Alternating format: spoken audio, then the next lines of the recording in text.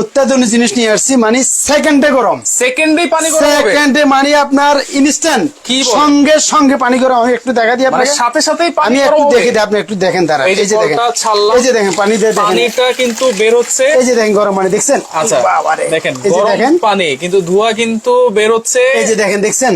আচ্ছা ভাই, এখন গরম যে হচ্ছে পানিটা কিভাবে বুঝবো? আমি বুঝে দিচ্ছি একটু, আমি এই যে একটু দেখেন ছাড়ার সাথে সাথেই পানি কিন্তু গরম।